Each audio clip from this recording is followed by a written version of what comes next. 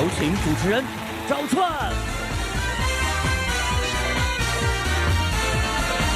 谢谢现场的观众朋友们，谢谢大家。欢迎电视机前的观众朋友走进天津卫视的大型情感节目《爱情保卫战》。再看看今天请到的几位老师是谁？他们是著名的节目主持人莎娜老师，欢迎；著名媒体评论人于伯宏于老师，欢迎；著名节目主持人严品宏老师，欢迎；还有你们的爱情导师涂磊老师，欢迎。来吧，了解一下今天第一对嘉宾的基本情况。各位请看，我们俩是在一个微信群中认识的，现在我们已经交往2年了。2年里我们吵架无数次，我真不知道这2年我们是怎么走过来的。他脾气特别大，一着急就发火，一发火就吵架，一吵架就提分手，我真是忍无可忍了。我总是在理想中把他想象的特别好，但是理想和现实简直差得太远了。其实在我的脑海里还是有一些美好的爱情记忆，但不知道他还是否记得。我一直处于崩溃的边缘，我不知道以后该如何和他走下去。掌声有请这一对，有请。小千24岁，来自河南，学校教官，有请小千，有请。小梦25岁，来自河南，学校教官，有请小梦，有请。欢迎两位哈。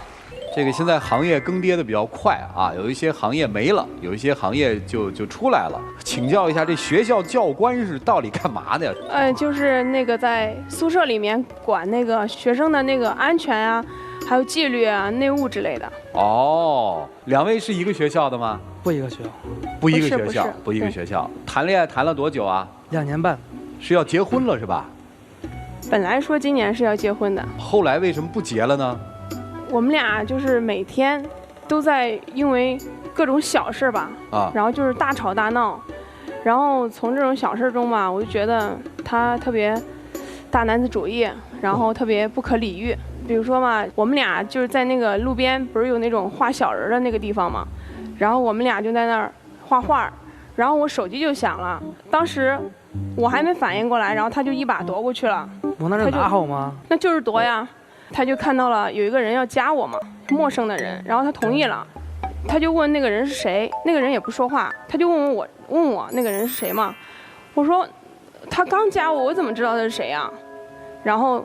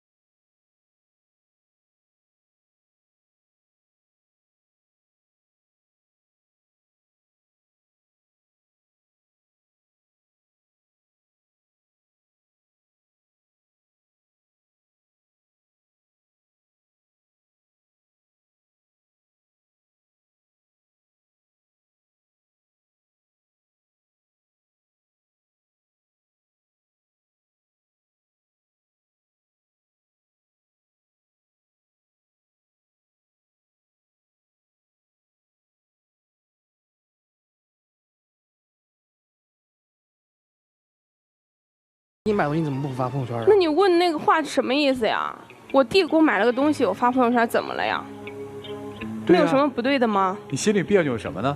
而且我又不是没有发过你的朋友圈，现在我发朋友圈，朋友都在下面评论，他说你别秀了，天天就见你跟你男朋友的照片啊什么的，吃的这个啊，喝的那个呀，然后就这样说，我不是也发你朋友圈了吗？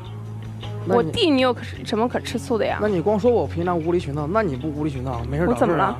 平常你有的事儿你可以做，我就为什么不可以做？啥事儿他做了你没做？就是比如他等我1-2分钟，然后他立马很急，要不然都是甩头然后就走人回家。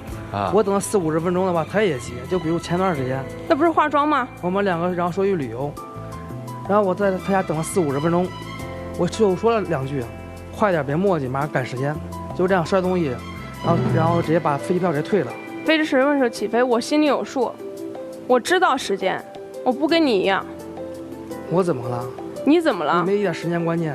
你有时间观念吗？就前2天的事。因为他喝酒。我都跟他说了，就是这个酒一定要戒，因为喝酒耽误了好多事。我第2天早上8点钟，那个领导让我做了一个 PPT 嘛，然后我要拿给领导。我前1天晚上我就给他打电话，我说你现在在哪儿？我现在要去找你拿 PPT， 因为我 PPT 在车里嘛，那个 U 盘。然后他说明天我给你送嘛，你别来了，来回跑。他去喝酒去了，他跟朋友喝酒去了。我喝酒又没误事啊。你没误事吗？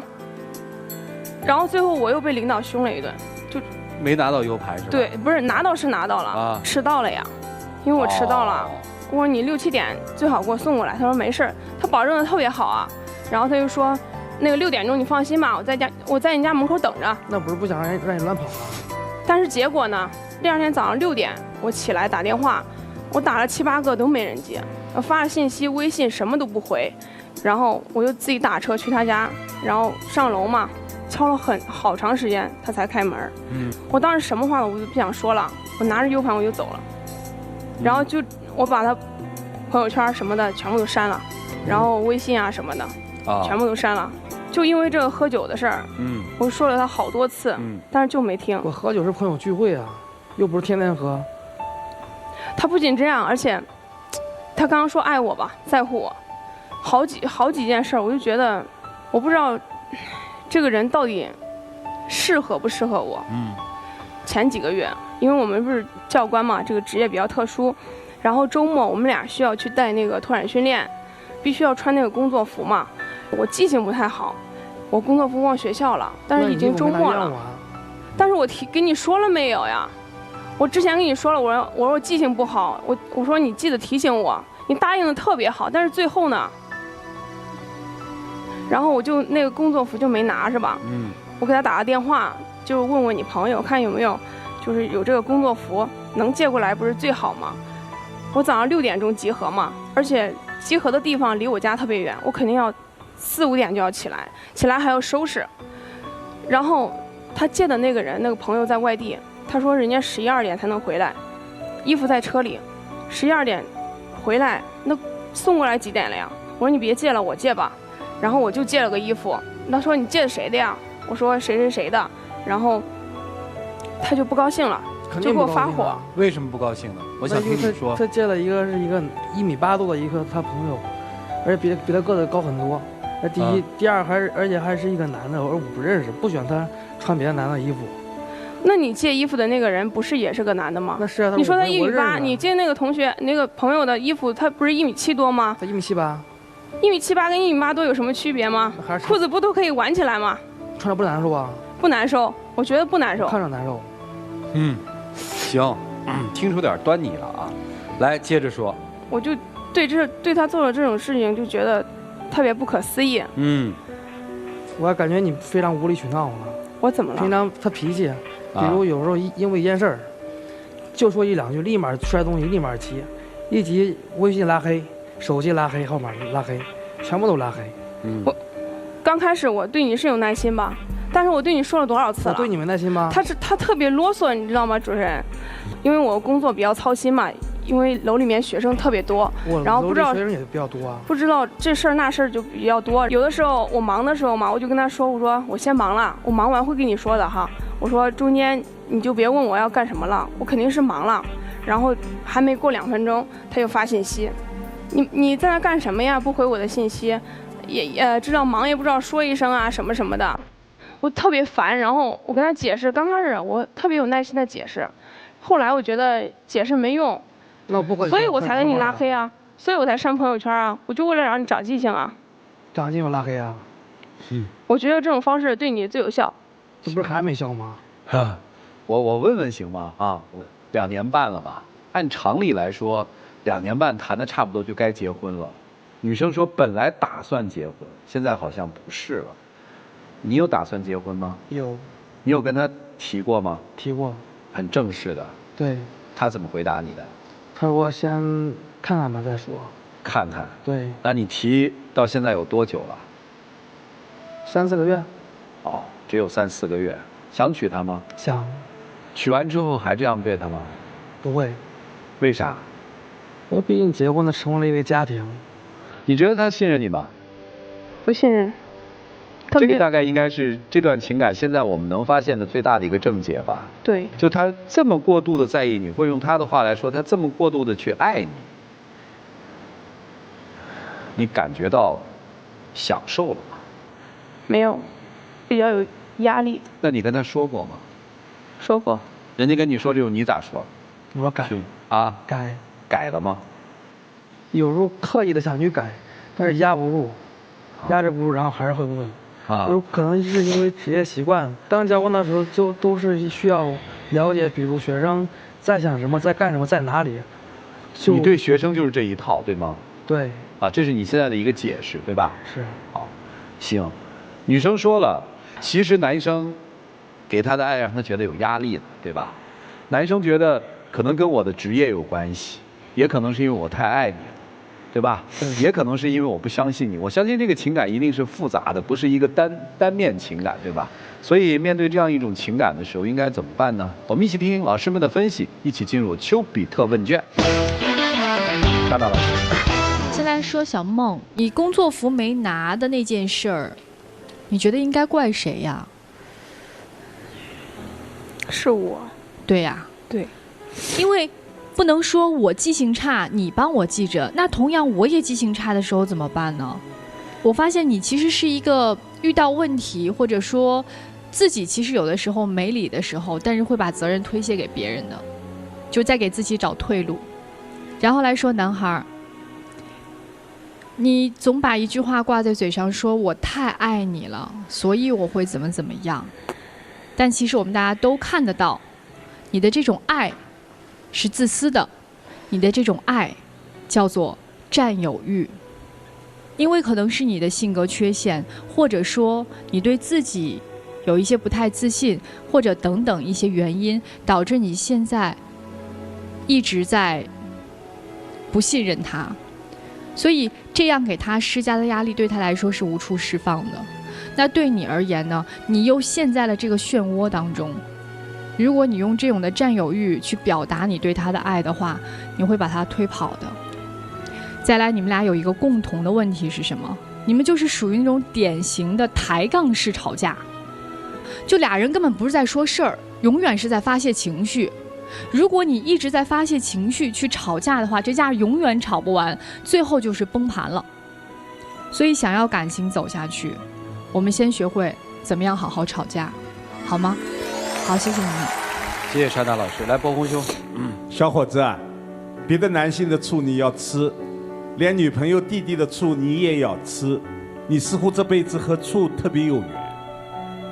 作为你的女朋友，你时时刻刻的不是微信就是电话，这真的表达的不是爱意，而是实施的一种监控。给我的感受，他还真不是不信任你，他更大的问题是他没有恋爱自信。因为没有恋爱自信，所以他表达出来的一些事情让你会感觉到不可理喻。所以在这一个问题上，我认为你真的需要有深刻的反思。其实情侣之间这样经常性的吵架，它就是一种以爱的名义实施的相互折磨，会把你们两个人的这样的一种爱折磨完的。我们能够拥抱，为什么要去选择争吵呢？所以这个问题也是一个大问题。我建议你们现在暂时的不要进入婚姻，大家平心静气的去看对方存在什么问题，你存在什么问题，努力的帮对方去修正这一些问题。如果修正到双方认为水到渠成了，你们再走进婚姻的殿堂，这是对双方的一种负责任。好，谢谢波红兄。来，严老师。我倒觉得你们两个挺般配呀，不断的因为对男生的不满意拉黑，又复合，男生不断的因为自己的所谓的爱的名义去监督他，去对他不满，然后对方不满意，然后又和好了。男生所表现出的不自信也好，不自重也罢，我看女生也都接受了呀。你如果不接受的话，你拉黑一次，咱就不拉回来了嘛。你又拉回来了，拉回来他也没有改进啊，你拉黑他有什么意义啊？所以你们两个之间的问题，我倒是真觉得半斤八两，谁也别怪谁，你们要做的只能是修正自己。所以如果真的想走下去，即便我们现在不进入婚姻，在我们恋爱的过程中，是不是能多一些彼此的尊重？当你一次次拉黑的时候，你能不能告诉自己，这是最后一次，我做决定，我要拉黑他，我不再相处了。我要想和他相处，我跟他放在桌面上好好谈，我不用这种随随便便的方式，不用这种让人觉得极不尊重的方式去处理感情。我的建议是，你们冷静一下，给自己一些空间，去想一想，我真正面对爱情要的是什么？我真正面对这个我认为很喜欢的对方，我应该怎么让自己成长？怎么做到自尊、自爱，也尊重他人？好吗？谢谢。好，谢谢老师。来，涂老师，你自己清楚，你拉黑他是为了什么？让他长记性。让他长记性的背后是什么？表达你的不满，告诉他我不舒服，刺激他，是不是？对。因为你拿他已经没有办法，你只有拉黑他能刺激他。但你要知道，这种刺激的背后，掩藏着你内心一种什么样的感受？你挺享受他这样管着你。你要是真的不享受，你要是真的觉得一个男人如此羞辱你，你的内心很难受、很悲痛，你会默默的离开，又或者是非常义正言辞的跟他说，你已经不尊重我。表面上看他是在占有你，其实他被你完全占有。表面上他在控制你，其实反过来你是在控制他。所以你们真正的最大的问题是什么？是因为你们没有自我，你们两个人都没有。也许所有人都会认为他爱的没有自我，心心念念的挂的都是你，你也没有自我。你们俩都没有了自我之后，都痴缠在占有与被占有的这种扭曲的快感当中，你内心很纠结。一方面你很享受这样的关怀备至，否则的话你不会一次又一次的把自己的任务让他去干。你明知道这是个什么样的人，你为什么要依赖他呢？衣服为什么要找他去借呢？自己借了就算了，对吧？U 盘为什么要找他拿呢？自己去拿了就算了。你知道他是个什么样的人，你为什么一次次还要向他这样的人来提这种要求？其实你内心是喜欢这种全程被关注的感觉。但是当这种态势变得太紧了之后，变得你自己感觉这种自由被束缚的时候，你又说我要自由。你怎么可以一方面要控制类的关心，一方面又要有自己酣畅的自由呢？这怎么可能呢？所以我认为当下最重要的是你们是要找回自我，你明白吗？而找回自我的方式就是分开，至少分开半年以上，各自做自己的事，你工作你的，他工作他的，再找回那种自己管自己的感受，不依赖对方的感受，对不对？好，谢谢涂老师。一会儿别固执的又想自己表达那些东西，就是老师们点评的这些东西，你们有什么想法，就最直接的说给对方听，好吗？从听到导师的这几段话，我觉得我身上的毛病和臭毛病特多，然后在以后我会自己慢慢的改正，不会再让你因为这种小事儿再生气。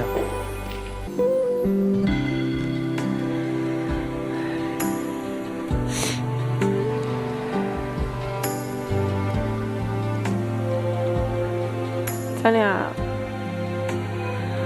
慢慢看吧，看你的行动吧。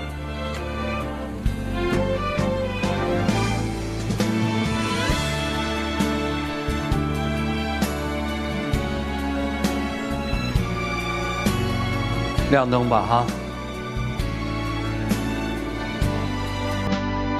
现在让我们一起打开爱情记忆箱，来，请开箱。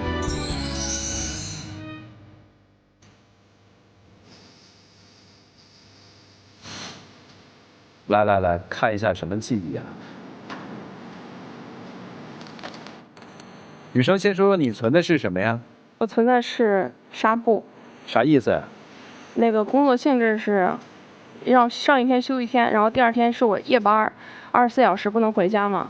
我妈的手好像被割了一下，然后我妈给我打电话了嘛，我没办法回家呀，我就跟她说了一下，就小提了一下。她当时也在上班，她就跟领导请了个假，然后开着车就去那个药店啊，然后买了纱布，还有那个紫水，还有那个生颜水什么的，她就跟我妈包扎了一下。我不知道是回家我妈跟我说的这个事情，然后我就觉得挺好的。哦，男生放的是什么？我放的是一封信，这封信是他写给我的，大概就是也是因为吵架吵架，然后到最后他知道自己错了，然后还是对我说那种我错了，然后以后会改正什么的。都拿了一段回忆，这回忆都让彼此挺深刻的啊。来，谢谢两位，请回吧，请开门。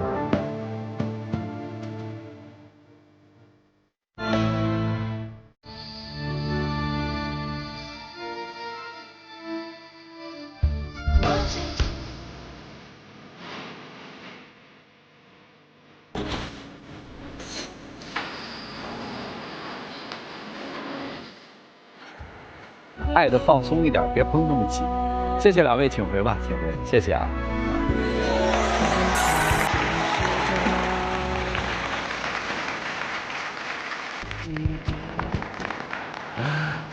谢谢两位，请回啊。就是他们俩拥抱的那个瞬间的时候，爱情真好。你们前面说的是什么？他们早忘了。所以人基本就是想。其实我觉得你要相信爱情是美的，爱情是好的，祝他们幸福吧。有网友提问说，我是一个已婚妇女，我现在怀2胎已经5个多月了。我发现我老公有外遇，经常从我这边以各种理由拿钱出去给他们。我跟他闹过，他硬说没有，还说跟我过不下去了，说我无理取闹，要跟我离婚。我不想离婚，我知道为了孩子，我也应该吃好喝好睡好，可我控制不住自己，觉得过不去这个坎儿，我该怎么办？无论这个情况是否属实，你的老公在你怀孕5个多月的时候依然提出跟你离婚，并且是在有大宝的情况下还能提出离婚，就证明这是一个没有责任心的男人。所以我觉得这个坎儿不用过去，这个婚一定要离。祝你幸福。再一次的感谢现场以及电视机前观众朋友的收看和陪伴，我们下期节目再见，谢谢大家。